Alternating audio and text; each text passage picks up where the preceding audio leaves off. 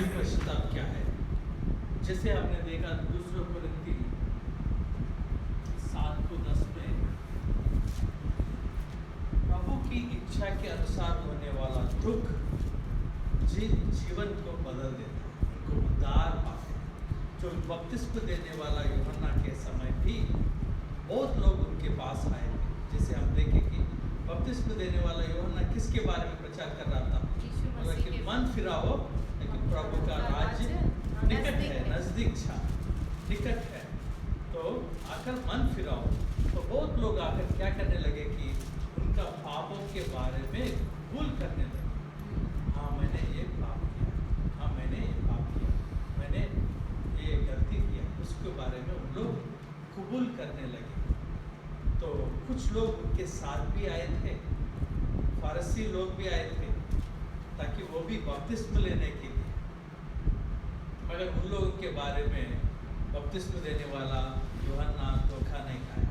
उनके बारे में ऐसा बोला कि तो सांप का संतान हो, किसने बोला है तुमको बपतिस्म लेने के लिए?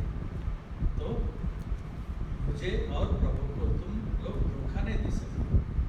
तो असली पश्चाताप जिसे हम देखें, पहला हमारा दुख परमेश्वर के बारे में इच्छा की, जिसे हम देखें हमारे पाप के द्वारा परमेश्वर ये धरती पर आना पड़ा। अब कभी कभी लोग ये सोच सकते कि ये आदम ने किया है इसीलिए प्रभु आना पड़ा।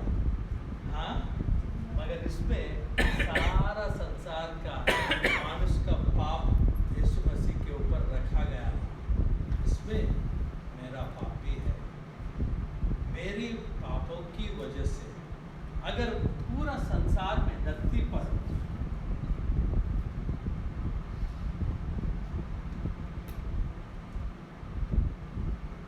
पूरी संसार पर अगर सिर्फ एक आदमी रहे तो तब भी यीशु मसीह आएगा। ऐसा नहीं कि 100 लोग हैं, 1000 लोग हैं, करोड़ों लोग हैं, इन लोगों को बचाने के लिए नहीं। अगर सिर्फ एक ही आदमी बच गया तो उनको बचाने के लिए भी यीशु मसीह आएगा। कैसे हम जान सकते हैं? पूरा संसार में सिर्फ नोवा प्रभु के दृष्टि में धार्मिक जैसा था।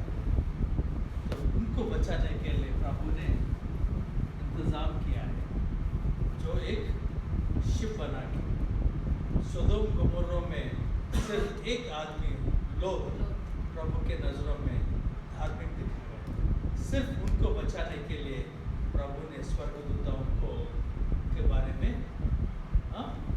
आज्ञा दिया है। प्रभु यीशु मसीह बोला अगर 100 बेड़े में एक खो गया उनके लिए भी वो आएगा। वो एक बेड़ा इसके लिए ये मेरा पाप के बारे में अकाउंटेबल और एक्नॉलेजेबल वन, एक्नॉलेजिंग और सिन। तो मैंने एक पाप किया है। तो बहुत बार ऐसा होता है कि मैंने पाप किया, इट्स वन स्टेटमेंट। मगर हमने देखा है कि एक चोरी में कितने सारे सेक्शंस लगा हुआ है? बहुत सारे 6-7 सेक्शंस, माने जो सजा देने के समय ये सब उसमें आ सकते हैं। तो इसलिए जो हमारा पाप एक पॉलिटिकल स्टेटमेंट जैसा नहीं, माने जिसे हम बोल रहे हैं ना, हाँ मैंने गलती किया, मगर इसके ज़्यादा डिटेल्ड एक्नॉलेजिंग, हाँ प्रभु मैंने आपके विरोध में झूठ बोला है, आपको दुख पहुंचा है, आपके सब, क्योंकि हम ये जानना चाहिए जो आत्मिक लोग हैं, अगर हम माने या ना माने, हम आत्मिक लोग में शामिल हुए हैं, क्योंकि मानुष एक आत्मिक प्राणी है। जो आत्मिक लोग में क्या क्या है?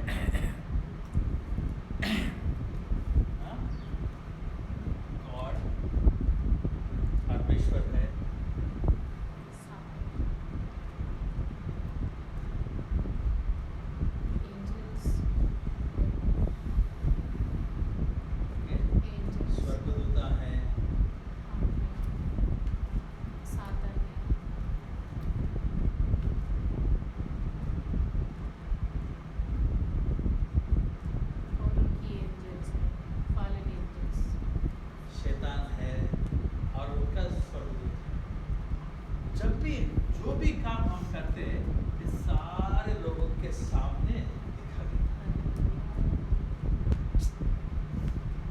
किसी को हम समझते हैं कि मैंने घर में एक कमरे में मैं अकेला हूँ, मगर वहाँ पे आदमी जो भी काम करता है वो यहाँ पे सबको दिखा देता है। सब लोग देखने लगते हैं, सबके सामने खुला रहता है। तो क्या होता है कि जो शैतान में जब कोई विश्वासी या जो भी है पाप किया, सबके सामने ये परमेश्वर का छोरा ने इतना गहरा पाप किया, तो इससे क्या हो रहा है? अपमान। किसके साथ हो रहा है अपमान? परमेश्वर। किसके सामने हो रहा है? सबके सामने। सबके सामने आदम और हव्वा का नंगापन दिखाने गए, ताकि सबके सामने स्वर्गदूत देख रहे हैं, शैतान देख रहा है, परमेश्वर देख रहा है, और शैतान हंस रहा है, क्योंकि मैंने गिराया है तुम्हारा बेटा, तुम्हारा बेटी को मैंने गिराया है। तो तुम्हारा बेटा देखो कितना गंदगी में खेल रहे हैं।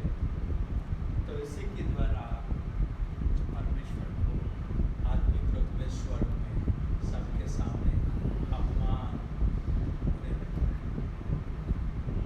और जब आदमी पश्चाताप करता है, कबूल करता है, तो वही आदमी सबके सामने योजना और काल्पनिक करके सबके सामने हम पश्चाताप भी करने के लिए तैयार होना चाहिए। जब हम पश्चाताप किया तो परमेश्वर अभी हंसेगा, क्योंकि ये बोलेगा देखो रे काला वाला, तो मेरा बेटा को गिराया। काला वाला कौन है? शैतान। मेरा बेटा को गिराया और मुझे सॉरी मांगा है। अब तू क्या खा सकता है? उखाड़ लो। हाँ, अब मेरा और मेरा बेटा का बीच का मामला है, तुम्हारा कुछ लेना देना नहीं। तो परमेश्वर सम्मान।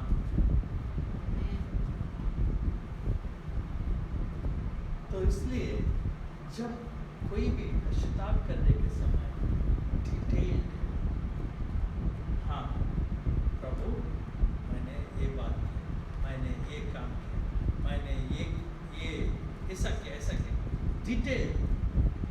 इसलिए एक्नॉलेजिंग बहुत ज़रूरी है। एक ऐसा कारपेट स्टेटमेंट जैसा नहीं है जो पॉलिटिकल लीडर्स देते। कारपेट स्टेटमेंट माने सबको मिलाकर एक स्टेटमेंट, हाँ हम सबको अच्छा बना देंगे, ये स्टेटमेंट है। कैसे अच्छा बनाते नहीं, ये पॉलिटिकल स्टेटमेंट। जैसे हाँ परमेश्वर मैं मानता हूँ, मैं पापी हूँ। हमने क्या गुनाह किया? हम क्या परमेश्वर के विरोध में गुनाह किया? ये समझकर सबके सामने, यहाँ पे आदमी नहीं, अगर हम आदमी के सामने करें, रूम में करें, सबके सामने, मगर हम ये मन में रखना चाहिए कि हम सारा आदमी लोग के सामने खड़े हुए। अब जो भी काम करते हैं सब लोग देखते हैं। परमेश्वर देखता है, स्वर्गदूता देखता है, शैतान देखता है, और शैतान का जो जो कांस्टेबल्स है उन लोग भी देखते हैं।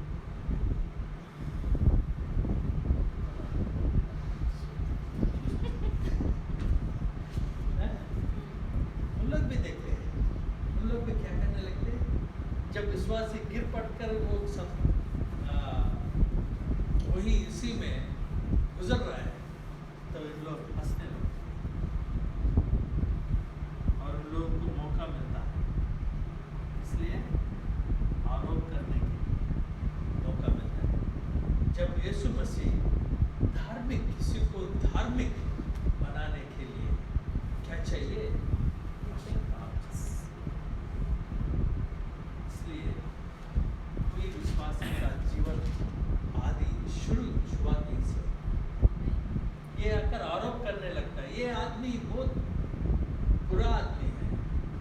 बहुत बिगड़ गया आदमी है, तो इसको कैसे आप धार्मिक बोल सकते हैं? परमेश्वर तुम धार्मिक नहीं हो, तुम न्याय से राज करने वाला जजमेंट नहीं कर रहे हो, क्योंकि हम जानते हैं ये बहुत गिरा हुआ आदमी है। तो यीशु मसीह बोल सकते हैं हाँ, वो गिरा हुआ आदमी तो सही है, मगर वो पश्चाताप करके मेरे सामने माफी मांगा है, तो इसलिए मैंने उसको माफ कर दिया। तो क्या हो गया? उसका सारे गुना अभी 100% से 0 हो गया। मैंने माफ कर दिया उनको, सारे गुनाहों के बारे में वो माफी मांगा। तो इसलिए पहला उसूल में बोलता है एक्नॉलेजिंग द सिंस, और दूसरा है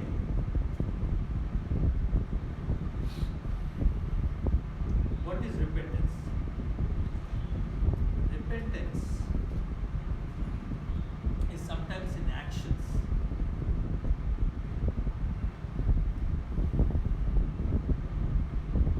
सिर्फ बात बोलने से नहीं, उनका फल भी दिखाना चाहिए।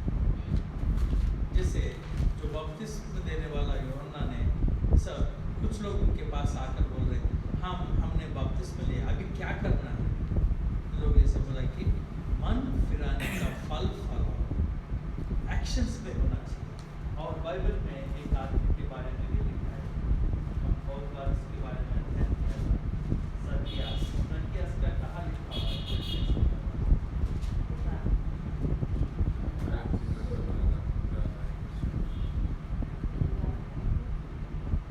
इसको एक देखिए,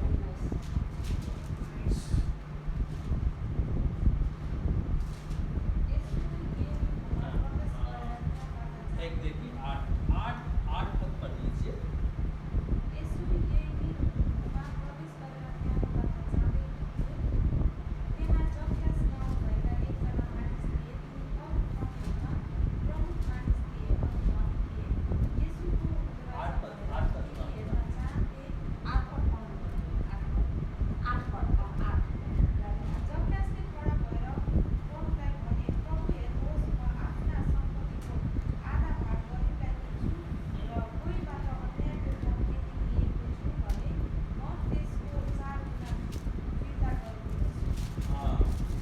यहाँ पे जकियस ने ऐसा बात बोल रहा है कि मैं जो भी कमाया है, जो अन्याय की तरीके से मैंने कमाया, उसमें से आधा भाग मैं भिखारियों को दूंगा, और जिसके से मैंने धोखा देकर कमाया था उनको 4 गुना मैं वापस कर दूंगा। तो क्योंकि जो रिपेंटेंस सिर्फ कभी-कभी सिर्फ बात की मात्र सिर्फ बात का नहीं है, उसका काम का भी हो सकता है।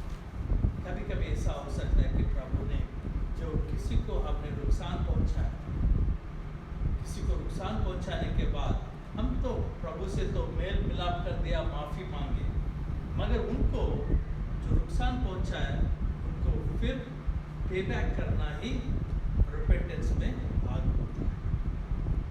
It's part of true repentance. असल पश्चाताप में ये भी भाग हो सकता है। समझ लीजिए ऐसा है कि हमने किसी का गाड़ी लिया, गाड़ी लेकर चलाया, एक्सीडेंट कर दिया, एक्सीडेंट में गाड़ी 2 टुकड़े हो गए, 2 टुकड़े लाकर दिया, proud so sorry man, please take your bike. हो जाएगा? नहीं, क्या करना पड़ता है? ठीक करना पड़ेगा, बनाना बस पड़ता है। बनाकर फिर उसका सॉरी बोलना पड़ेगा। हाँ, सॉरी, और उसके साथ साथ सिर्फ सॉरी से नहीं होगा, उसके साथ ये भी एक्शंस भी। इसलिए बहुत बार जब हम माफ़ी मांगते हैं लोगों से, उसको सिर्फ बात नहीं, उसको परिपूर्ण बनाने के लिए काम की ज़रूरत भी पड़ती है।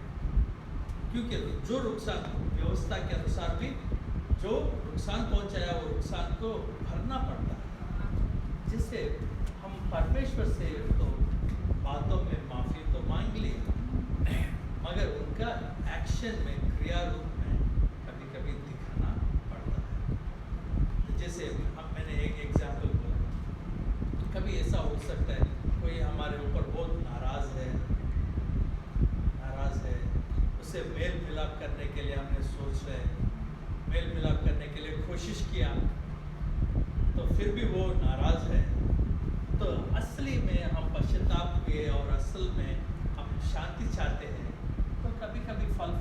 जाना पड़ता है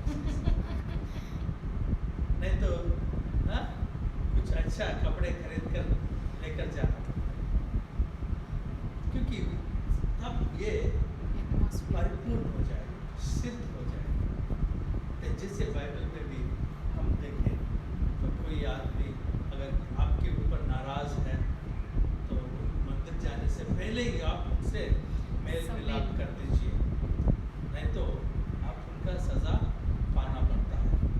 तो इसलिए कभी कभी असल पश्चाताप में एक्शंस भी है, सिर्फ महसूस नहीं, सिर्फ भावना नहीं, सिर्फ दुख नहीं, चिंता नहीं, बल्कि क्रियाशील भी है। और तीसरा महत्वपूर्ण चीज, पाप को रोकना और ना करना ही असल पश्चाताप नहीं, बल्कि इसके साथ साथ हेटिंग द सिन। असल पश्चाताप में पाप के बारे में कोई घृणा करना, वहां तक पहुंचना। देखिए एक बार हिब्रू 12 को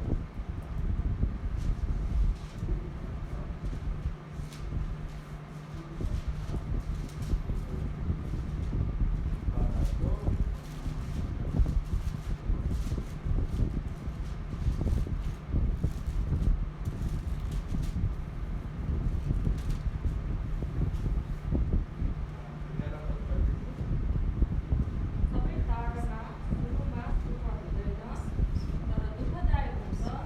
तर ताडनाद्वारा तालिम पाएकाहरूका लागि यसले पछि धार्मिकताको शान्तिपूर्ण फल उत्पन्न गराउँछ।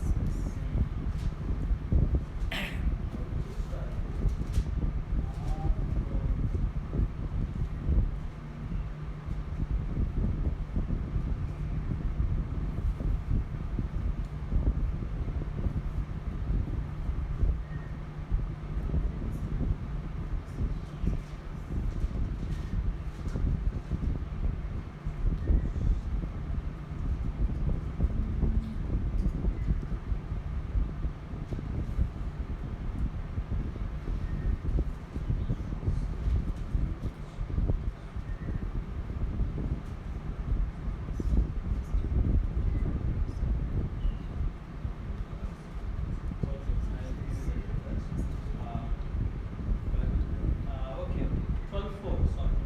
Hebrews 12:4. पापको विरुद्धमा हाँ, तिमीहरूले गरेका सङ्घर्षमा रगत बगाउनु पर्ने अवस्थासम्म तिमीहरू पुगेका छैनौ। हाँ। यहाँ पे ऐसा लगता है कि पाप को विरोध करने के लिए कहाँ तक जाना है? Shedding blood in your strength. Even to shed blood.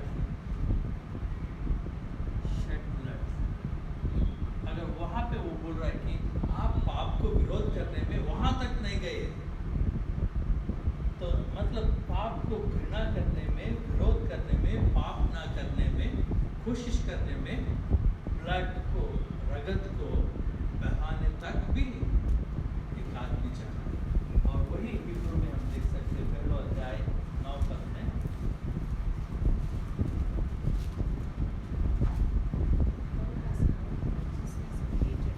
एक और 9। तपाईले धर्मिकतालाई प्रेम गर्नुभएको छ र अधर्मलाई घृणा गर्नुभएको छ। त्यसकारण परमेश्वर तपाईँलाई परमेश्वरले तपाईँले आफ्ना साथीहरूभन्दा बढ्ता गरेर हर्षको तेलले अभिषेक गर्नुभएको छ। It's not just not doing the sin, पाप ना करनी नहीं है। असल पश्चाताप में पाप को घृणा करना है। Hating the sin, वहाँ तक जाए। Hating the sin। तो वही असल पश्चाताप में भाग। अभी पश्चाताप में सॉरी मांगना नहीं, सिर्फ सॉरी मांगना नहीं है। असल पश्चाताप में हमारा हर एक पाप को कबूल करना, सबके सामने, मनुष्य के सामने नहीं, जो भी परमेश्वर के उनके सबके सामने कबूल करने के लिए तैयारी होना।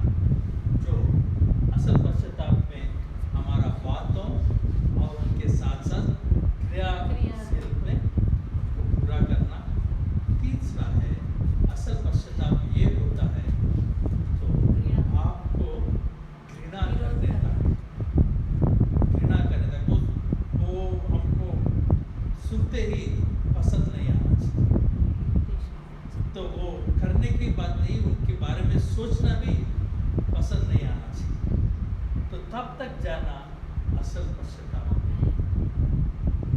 और पश्चाताप में कैसे पाते हैं?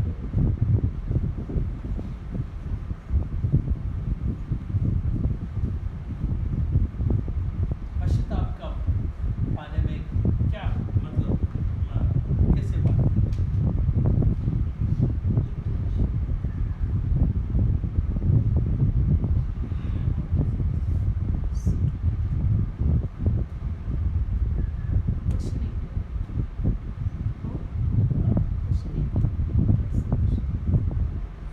कैसे पाते हैं?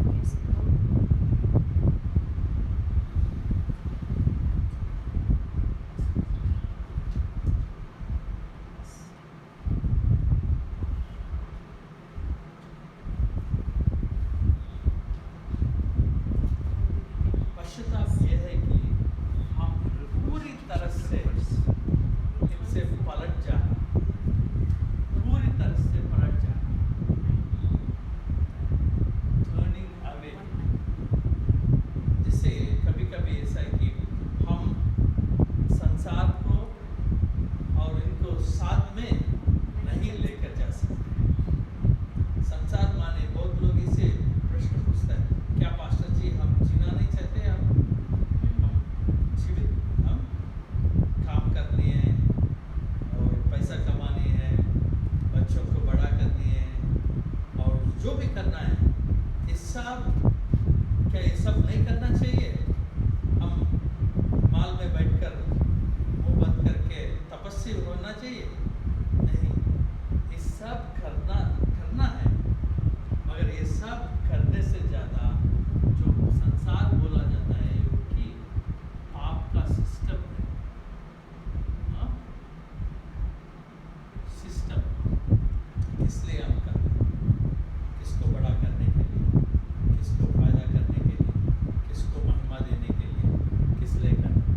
तो इसलिए जो पश्चाताप में हम पूरी तरह से संसार से 180 डिग्रीज इस तरफ है, जब हम तो इस तरफ बन जाना।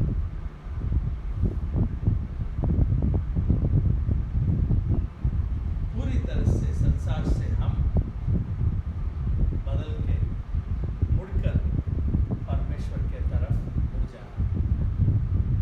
और दूसरा, शैतान अगर कोई ब्लैक मैजिक में है, कोई जो एस्ट्रोलॉजी में है, हॉरोस्कोप देखने वाले हैं और कोई हाथ दिखाने वाले हैं, जो भी आत्मिक का शैतान का बातों में फंसे हुए लोग भी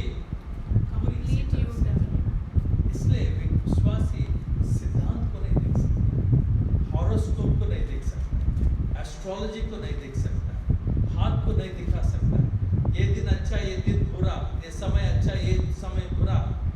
ये सब असल पश्चाताप हुए का आदमी नहीं कर सकता। इसका मतलब ये है कि कौन तय किया ये दिन असल, ये समय असल समय है, ये समय अच्छा समय है, ये समय बुरा समय, कौन तय किया? जब प्रभु ने सृष्टि किया था, हर एक दिन के बारे में बोला कि ये भला है, ये अच्छा है, हर एक चीज के बारे में बोला कि ये अच्छा है, हर एक दिन के बारे में बोला कि ये अच्छा है। तो किसने उनको ये बोला कि ये समय अच्छा नहीं है, ये समय अच्छा है? तो अगर कोई सही तरीके से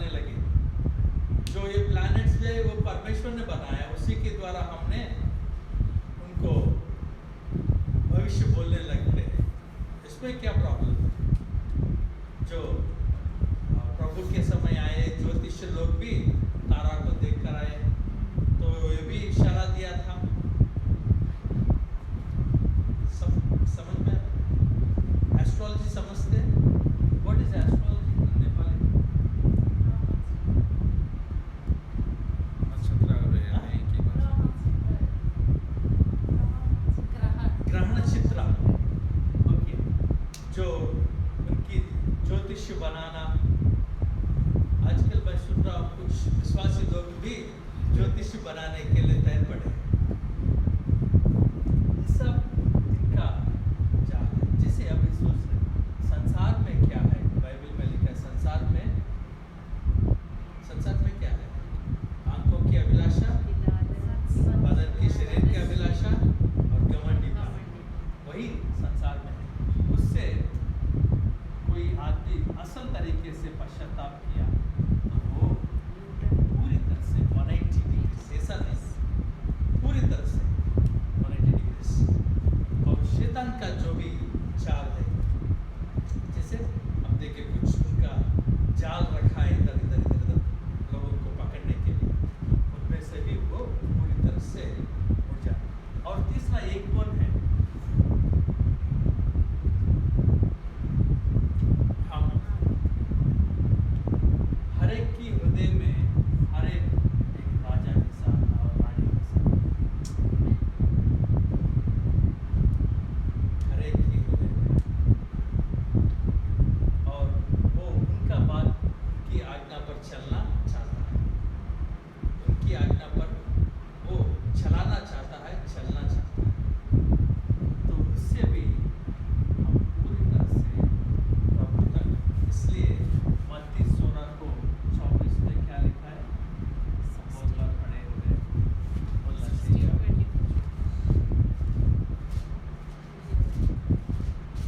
You have to tell.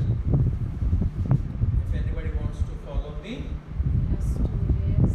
हाँ?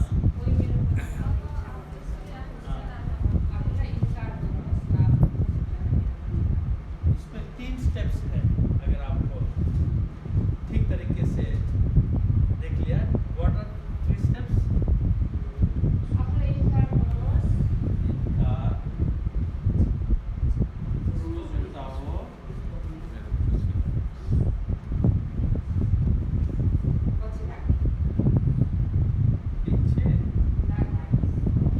पीछे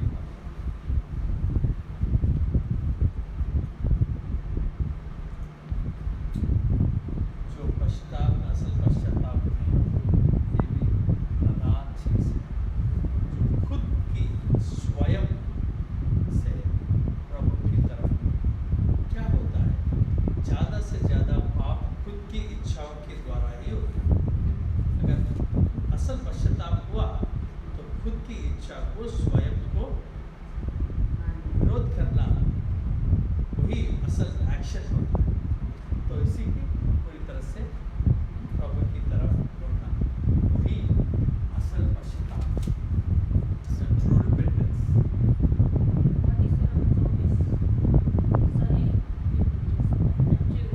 ट्रू रिपेंटेंस अगर नहीं हुआ, कोई उनका यात्रा शुरू भी नहीं हुआ है। सोचते हैं हम प्रभु का पीछे कर रहे हैं, मगर हम दूसरे रास्ते पे। बहुत लोग इसलिए भटक जा रहे हैं। क्या हुआ? क्योंकि उन लोग मसीह को उनके लिए पीछे नहीं कर रहे। उन लोग कभी उनके जीवन में खुली हृदय से मैं पापी हूँ, मुझे माफ़ करो, मुझे क्षमा चाहिए, वो कभी भी उन लोग स्वीकार नहीं किया। तो इसलिए उन लोग तुरंत एक ना एक समय भटक जाने के लिए हर एक चांस होता है। किसी को सुना होगा, अगर यीशु मसीह के पास आए, आपको व्यवसाय अच्छा होगा, पैसा अच्छा मिलेगा। हाँ, आजकल ऐसा ही हो रहा है। यीशु मसीह के पास आ जाओ, आपको कोई चिंता नहीं होगी। असल है, सच है, वो सुसमाचार नहीं है। यीशु मसीह के पास आ जाओ, तुम्हें कोई चिंता नहीं होगा, सुसमाचार नहीं। यीशु मसीह के आ जाओ, तुमको अनंत जीवन पाए। अनंत जीवन पाने के लिए ये सब पार के जाना है, अगर इनमें प्रभु आपका साथ रहेगा, वही सुसमाचार है। तो इनसे हम जान सकते हैं कि वो पश्चाताप क्या है। Is it clear? अगर हम पश्चाताप नहीं किए तो क्या हो सकता है?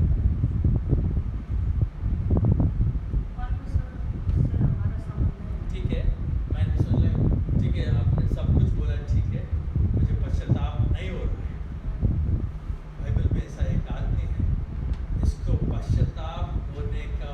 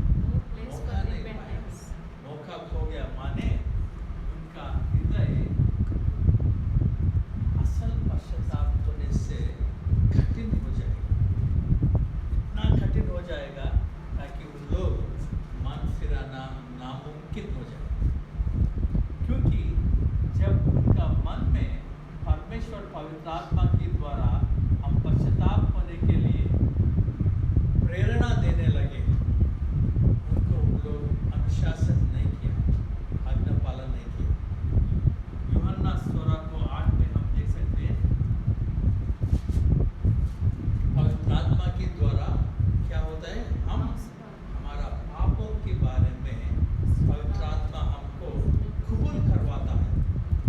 हाँ, तुमने ये पाप किया, हाँ तुम्हारे अंदर ये पाप है। जब वो प्रेरणा मिलती है तब उन लोग पश्चाताप करने से ज़्यादा उन लोग क्या करने लगे, उनको विरोध करने लगे और उनका हृदय को कठिन करने लगे।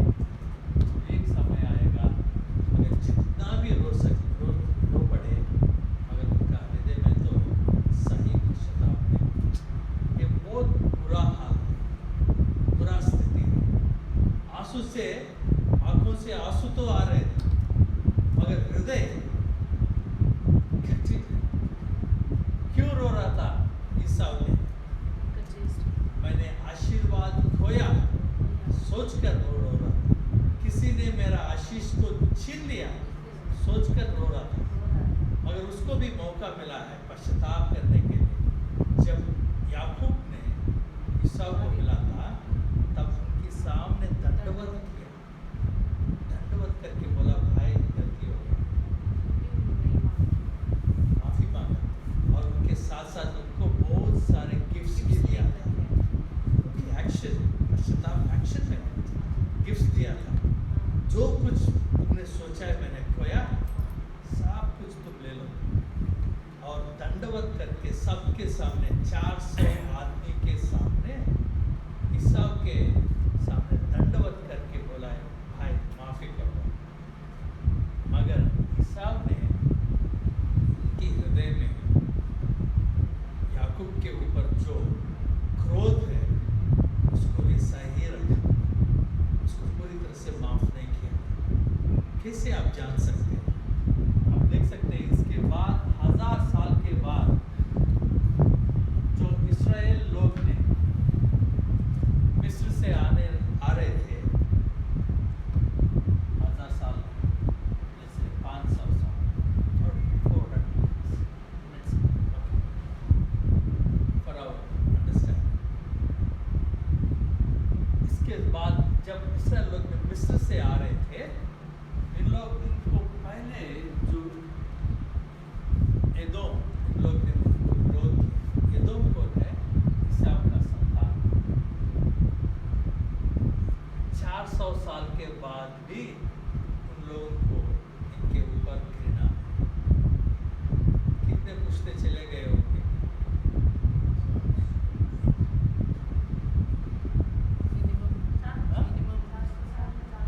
समझ लीजिए, एक आदमी 60 साल जीता है और आज 80 साल जीता है, 5 पुश्ते तो चले गए।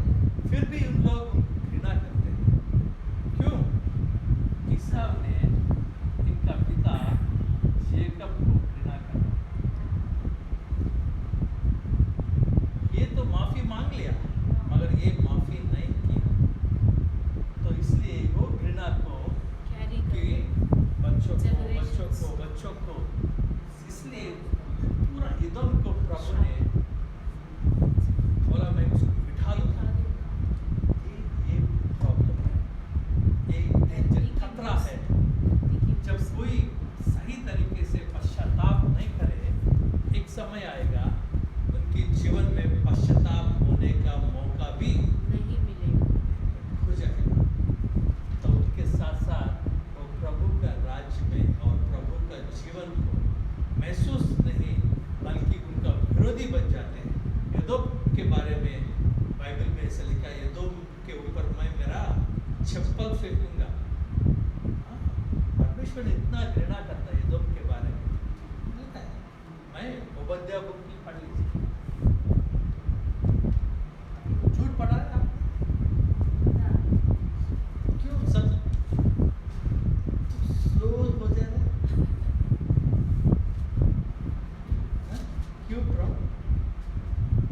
अच्छा नहीं लग रहा है?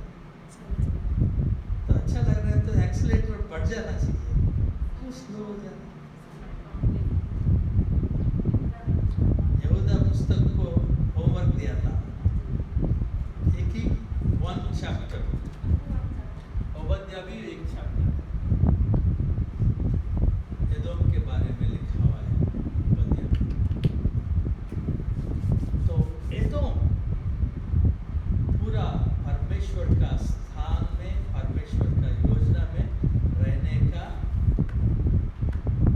सब हो गया।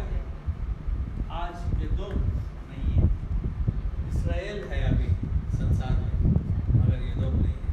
कोई नहीं जानता एदोम कहाँ है, कोई नहीं जानता। एदोम पूरी तरह से मिटा गया है। क्यों? और वहां तक मत जाना। अगर कोई सही तरीके से पश्चाताप नहीं किए तो उनको सताने के लिए टॉर्मेंटर्स, शैतान का दूत उनके जीवन में खड़े होते हैं। तो इसलिए उनके जीवन में क्या होता है? टॉर्मेंटेशन माने वेदना, सतावट, मन में हर समय बेचैन, कभी शांति नहीं, हर समय शांति, हर समय दुख, हर चीज में दुख, हर चीज में क्रोध।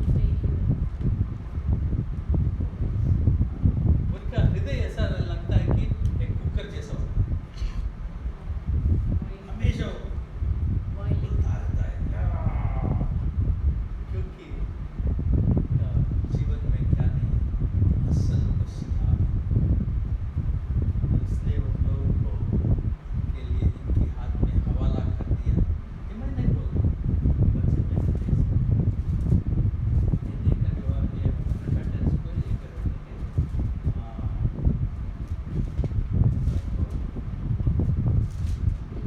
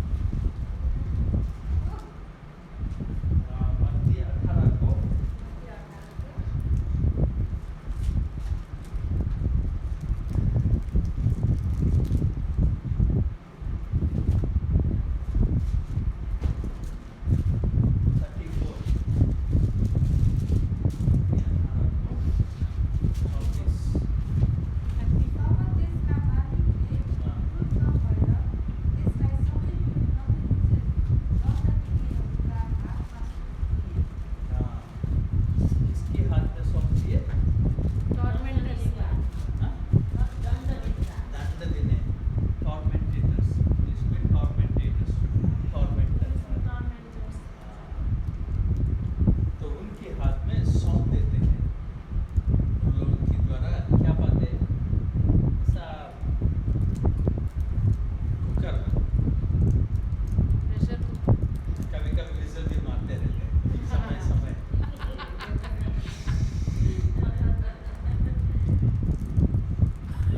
फिर विजल। हैं? तो क्यों ये सब?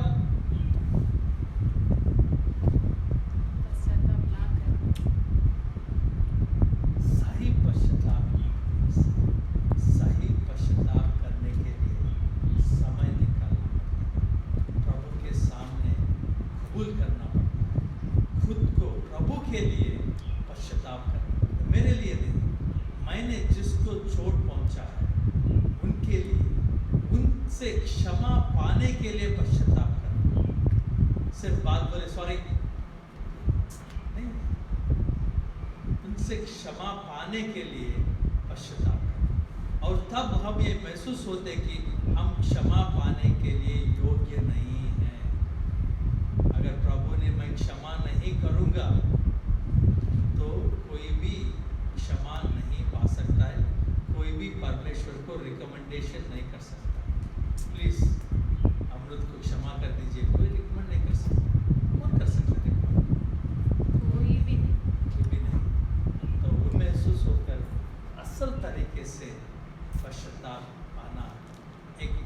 विश्वासी का जीवन में पहला कदम है।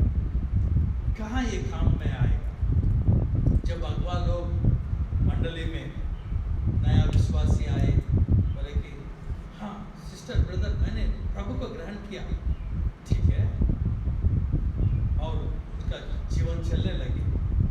अगर उनका जीवन में वो बपतिस्म भी लेना चाहते हैं, उनका जीवन में असल पश्चाताप हुआ या नहीं, उनके जीवन में थोड़ी समय देखने के बाद अगवा लोगों को महसूस हुआ और निर्णय ले सकते और जान सकते हैं कि असल पश्चाताप हुआ, क्योंकि वो फलने का समय होता है। वो फल दिखा रहा है या नहीं दिखा रहा है,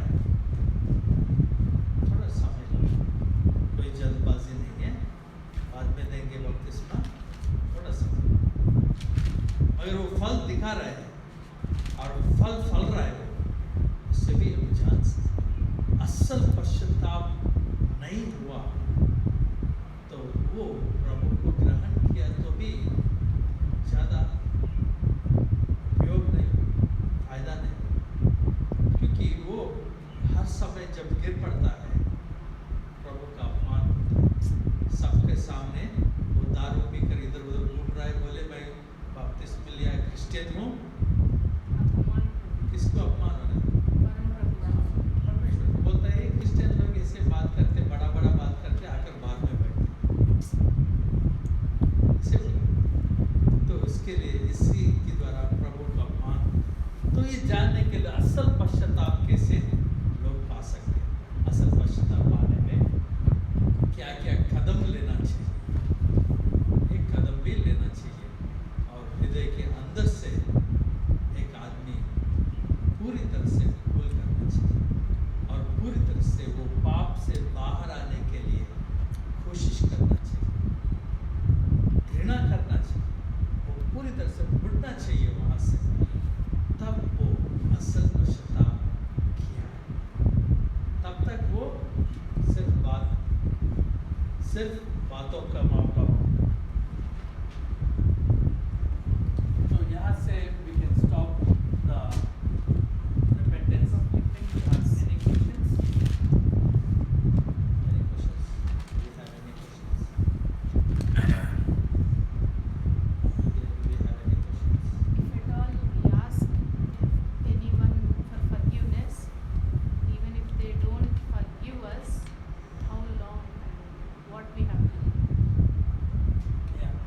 Even if we show in actions, still they are not accepting our sorry or forgiveness, what we have to do? There's two scenarios. ये और बी। ये ने बी से माफी मांगी, बी ने माफी नहीं किया, समझ लीजिए। ये दोबारा फिर ट्राई कर दिया, उसको थोड़ा गिफ्ट दे दिया, फिर माफी मांगा, फिर भी वो Gifts लिया लेकिन सॉरी भी नहीं। माफी नहीं किया। तीसरी बार और नीचे आकर उनको समझ लीजिए, उनको महिमा देकर उसी में बिठाया, माने लाइक उनको खुद को कम करके तो फिर उनके पास माफी मांगा है, फिर भी वो माफ करने के लिए तैयार नहीं है। तो एक समय होता है, कितने अटेम्प्ट्स मैं नहीं बोल सकता क्योंकि बाइबल में भी नहीं बोल सकते, मगर एक समय हो गया, आपने सारी अटेम्प्ट्स करने के बाद अब जो भी है आप प्रभु के हाथ में सौंप सकते, बोल सकते प्रभु मैंने ये सारे अटेम्प्ट्स किया असल हृदय से, सही हृदय से, ताकि मेल मिलाप हो सके, ताकि शांति हो सके, ताकि जो रिश्ता फिर बन सके। मैंने किया है, मगर वो इसको कबूल नहीं कर रहा, इनको स्वीकार नहीं कर रहा है, तो अभी मेरे हाथ में जो कुछ मैं कर सकता हूँ मैंने कर लिया। इसमें से हम क्या दिख रहा है कि जो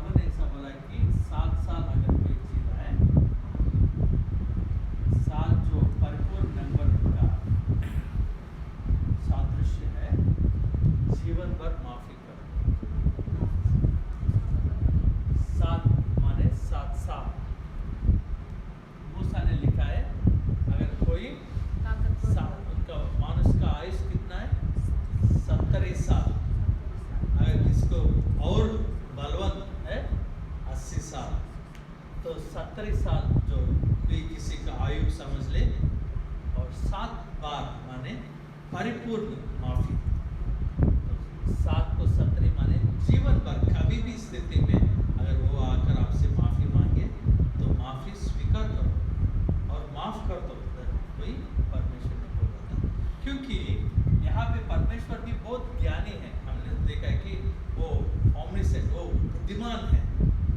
परमेश्वर ने क्या किया कि अगर तुम पाप नहीं कर क्षमा नहीं करे तो तुम्हारा पाप भी क्षमा नहीं होगा।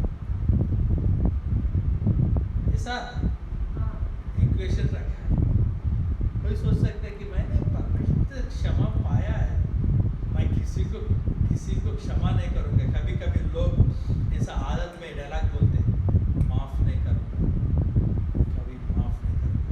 क्योंकि आजकल लोग मूवीज़ में भी ज़्यादा से ज़्यादा क्या दिखा देते हैं मूवीज़ में बदलाव होता है। किसी ने धोखा खाया, किसी का परिवार ने दुख उठाया, किसी का परिवार को चोट पहुंचाया, तो एक हीरो खड़ा हो जाता है, फिर बदला लेता है। तो माने ये बोला है मैं कभी भी क्षमा नहीं करूँगा, जीवन भर क्षमा नहीं करूँगा। प्रभु बोले ठीक है, तुमको भी क्षमा नहीं पा सकते।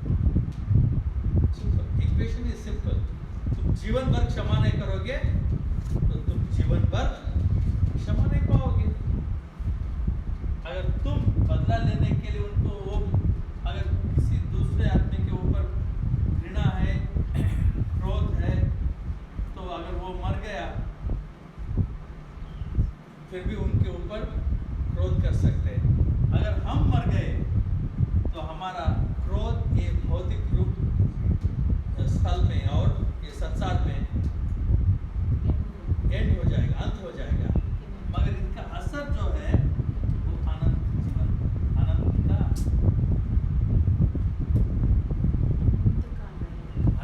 काल का नरक में क्योंकि परमेश्वर से उन लोग क्षमा इनकार किए हैं। क्यों क्षमा इनकार किए हैं? क्योंकि वो क्षमा करने के लिए तैयार नहीं है। उनके घमंडीपन से वो क्षमा करने के लिए तैयार नहीं है। ये जानकर भी जानबूझ के परमेश्वर का क्षमा को इनकार किया है, इसलिए वो अनंत काल के लिए lost forever.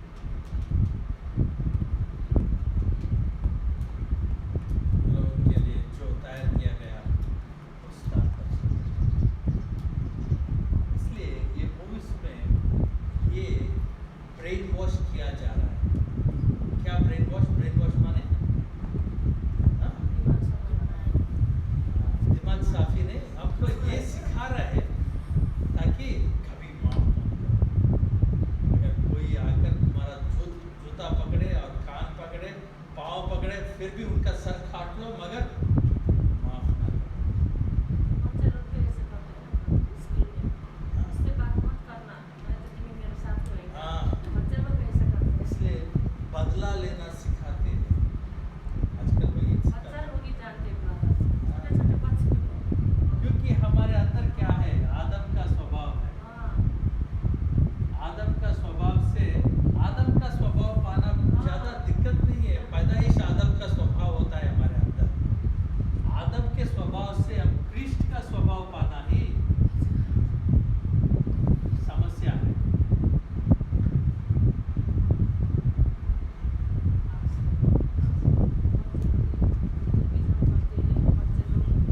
सब कुछ करते हैं, उनकी जगह में जो कुछ कर सकते हैं सब करते हैं। बुरा काटते हैं, एक दूसरे को मारते हैं, सब करते हैं और गैंग्स बनते हैं।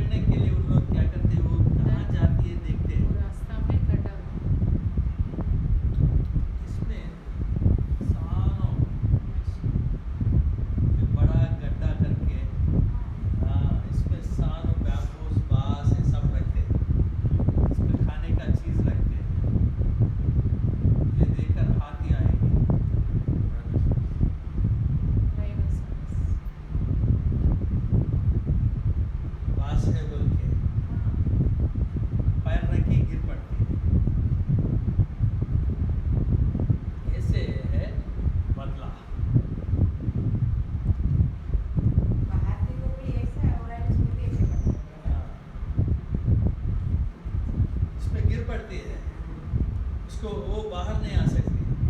अगर कोई उसको बाहर लाए निकाल दिया तब तक वो खुद बाहर नहीं आ सकती, क्योंकि ये बहुत गहरा होती है और उनका जो अगर हाथी इतना बड़ा है वो कंजेस्टेड में इसमें फंस जाती है, वो बाहर नहीं आ सकती, तो ऐसे पड़ जाती है। तब उन लोग आकर उनको सेडेशन देकर उनका दांत काट कर कभी-कभी ऐसे छोड़ कर चले जाते। जैसे वो हाथी के लिए यहाँ पे अट्रैक्शन क्या है? फल फल हो, घास हो, जो भी है वो देखकर हाँ यहाँ खाने के लिए आकर इसमें गिर पड़ते हैं। ऐसे हमको अट्रैक्शन क्या है कि हमारा मन दुखी हो गया तो उसको बहुत बदला लेना है, तो बदला लेने का मौका मिला, वो हमारा हृदय का खाना, अट्रैक्शन, आकर्षित करने का चीज़ है, तो वो रखता है शैतान यहाँ पे। देखो वही तुम्हारे पास आकर माफ़ी मांग लिया, जब ऐसे रहो तो तुम्हारा वैल्यू वो समझ जाएगा। रहो ऐसे तो क्या होगा, ये हाथी आकर तब तक गिर पड़े गड्ढर में। इसे वही सिखा जा रहा है। इसलिए मैं वीडियो गेम्स को, ये मूवीज को विरोध में हूँ, क्योंकि इसमें क्या सिखा जा रहा है? बदला लो, खून करो, दूसरों को प्यार ना करो, हाँ मारने के लिए। इसलिए मैं कभी पीछे मत हटो, वही धीरज है। लोगों को मारने से पीछे ना हटने ही धीरज है, वो सीखा जा रहा है। तो सब ऐसे रखा हुआ, तो सीखते हुए लोग उसमें कहीं ना कहीं किसी ना किसी में पड़ जाते हैं। हालांकि प्रभु का जीवन, प्रभु का दिया हुआ जीवन अलग है, इससे सबसे अलग है।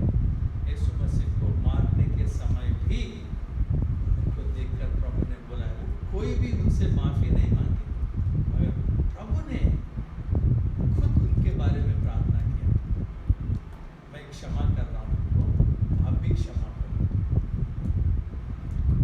क्योंकि प्रभु का दिया हुआ जीवन का हिस्सा है। जो एक चोर है उनके बगल में, उन पश्चाताप किया, बोला कि मैं पापी हूँ, मैंने सज़ा, मेरे कामों का सज़ा मैं काट रहा हूँ, अब मुझे माफ़ कर दीजिए, मैं क्षमा मांग रहा हूँ, मुझे माफ़ कर दीजिए। ऐसा माफ़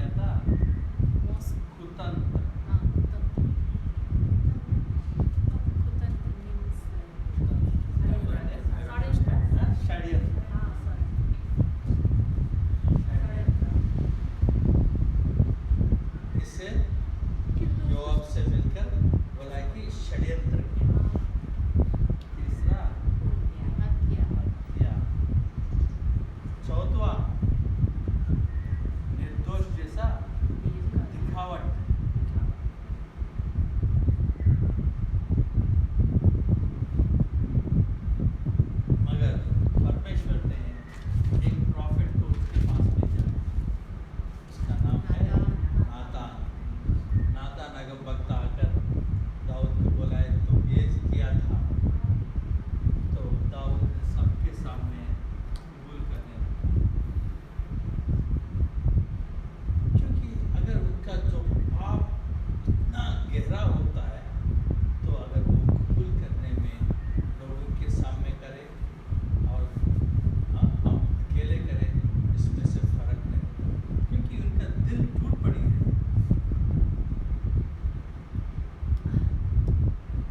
तो सबके सामने करने में कोई प्रॉब्लम नहीं। मैंने इतना नुकसान पहुंचा है परमेश्वर को, इनका नाम को इतना अपमान पहुंचा है, इनको इतना चोट पहुंचा है, वो जानते हुए वो सबके सामने कबूल किया, हाँ मैंने ये सब कुछ किया है, मैं पापी हूँ। तो वो उपवास रहकर प्रार्थना करने लगा, ताकि तो कौन सा एक भजन भी लिखा था, कौन सा भजन है? Psalms 55, क्या बात? 51. Psalms 51. तब वो ये भजन लिखा था, बोला कि मैं ये पाप किया है, और सिर्फ वो एक बार नहीं, हर बार ये गाने गाना शुरू कर दिया। तो मैंने कबूल करते हुए उनका पाप, इसलिए बाइबल में ऐसा लिखा है कि सब कैसे कुछ पाप होते सबके सामने कबूल कर सकते, कुछ पाप होते व्यक्तिगत रूप में कबूल कर सकते। तो उनकी असर के अनुसार और जिनके विरोध में हम करें उन्हीं के अनुसार उनका कब कहाँ माफ़ी मांगना है, कब कहाँ क्षमा